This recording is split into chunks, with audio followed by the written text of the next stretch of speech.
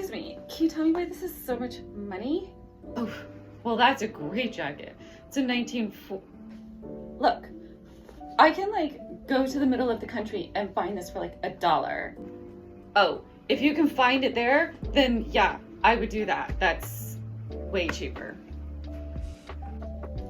What? And then I'd have to like spend all that money renting a car, looking all day, and I might not even find it. So, you can't do that?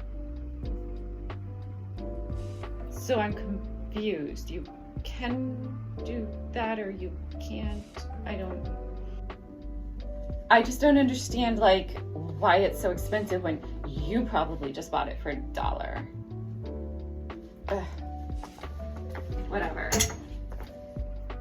Bye. Enjoy the country.